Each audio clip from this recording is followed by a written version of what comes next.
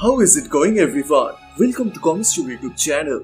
In today's video, we will review Chapter 1 of Spider-Man: The Lost Hunt. Created by J.M. Demetrius, the story takes place after the Clone Saga story arc. As Peter lost his power, Ben Reilly took the mantle of Spider-Man, and Peter, with his pregnant wife, Mary Jane, begin a new life in Portland. Now powerless, Peter learns to live his life without Spider-Man, but his nightmares are still haunting him and make him difficult to live.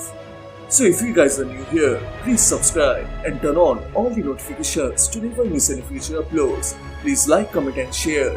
All the text and images are owned by a suspected company. You can support them by purchasing it digitally or from any offline stores. The issue opens up with Kraven the Hunter rising from his grave, just like he buried Spider-Man during the Kraven Last Hunt storyline. But then, Kraven meets with an unknown individual, and he tells Kraven dying is an exhausting business. They have lots of work to do. But this scene is just a dream of Peter Parker, who recently lost his powers at the Garid labs, and he is running across the rooftops and doing the Spider-Man stunts to get back to his previous life. But he fails, as none of his tricks are working.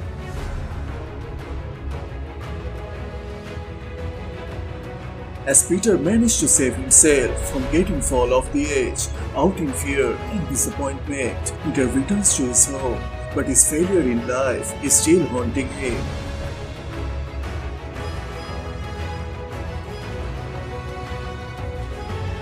As the pregnant MJ approaches to him and tries to comfort him, Peter says this normal life of his is slowly devouring him. He has been off balance and disoriented, and he don't know how to start a normal life after being Spider-Man for so many years. It makes him difficult to adjust with his current state, and tonight the urge to become Spider-Man again almost killed him.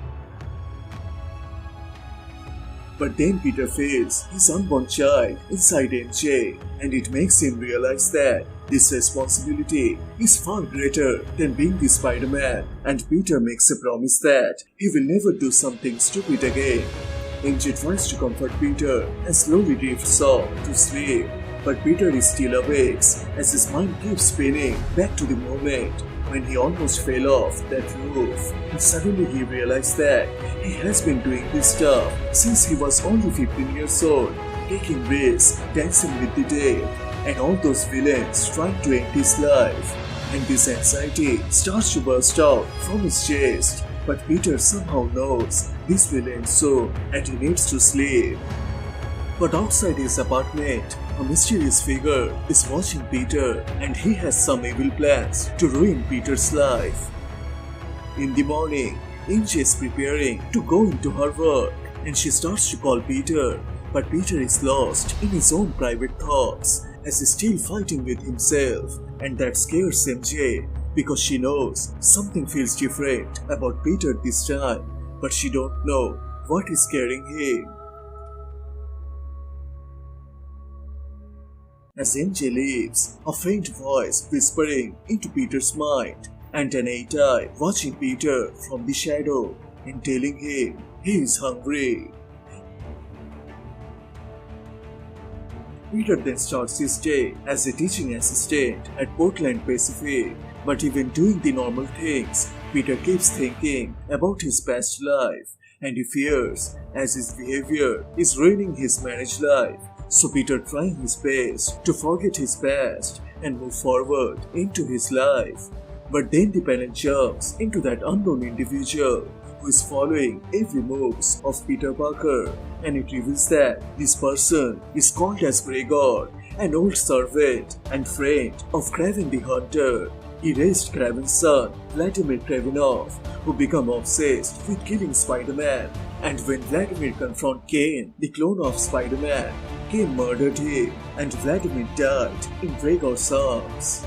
Gregor swung the revenge against Spider-Man for murdering his student and friend, and he started his journey to kill him, and that time has finally come. Gregor then proceeds to walk down a dark hallway, and it reveals a person chained up, dressed in Spider-Man's black symbiote costume, but upon closer look, it appears there is nobody in that costume. Gregor then puts it on fire, and as it burning, Gregor takes an oath to kill Spider-Man by his own hands.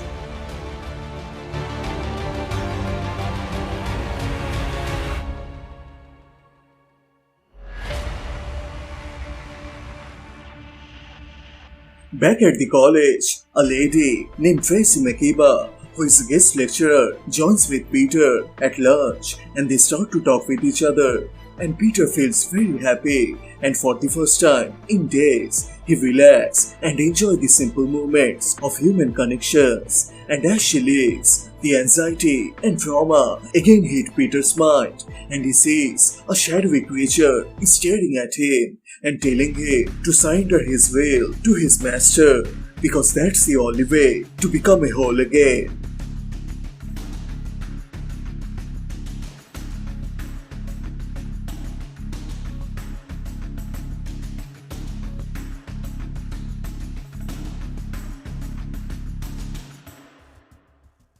Peter screams in fear and running for his life as those 8 eyes are constantly watching him.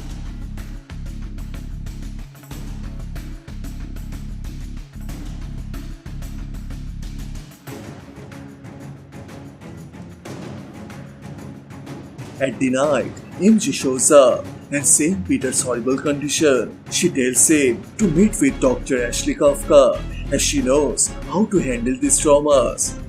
But hearing this, Peter becomes mad and tells her he is not crazy and he don't need a psychiatrist, and his behavior upsets MJ and she leaves Peter by himself.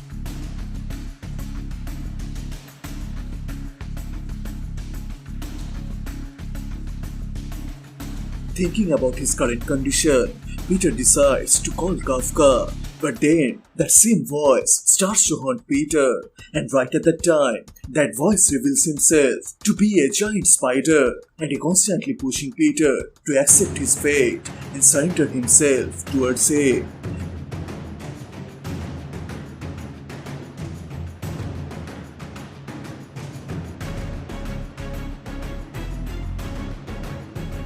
But then the panel reveals that creature is actually a psychic image of Gregor, and he forces Peter to release his attachments with his friends and family members and give himself to him. And as the creature almost eats Peter, Gregor becomes shocked as Peter bursts out of that creature with his spider power and kills it because there is no one to stop him from protecting his family.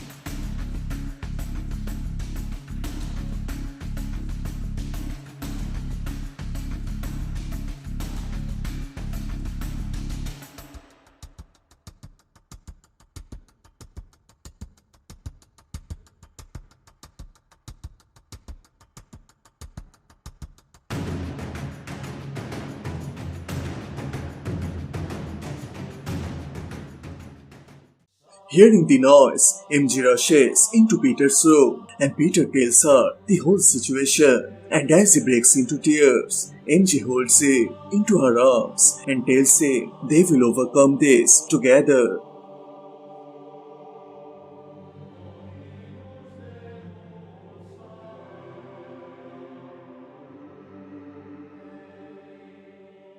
But outside their house, Gregor screams in love and tells that he will finish what Kraven started. He buried Peter into his grave, but Kraven made one fatal mistake. He resurrected Peter, but this time, Spider-Man dies for good. And as he vanishes into the city, a mysterious figure watches Gregor from the shadow. So what will be Spider-Man's fate? We will find that on December. So which part you like the most? Please share your thoughts and don't forget to subscribe, as this will motivate me to make more contents. Thank you so much for watching. Everyone stay safe and I will see you guys in the next one. Bye.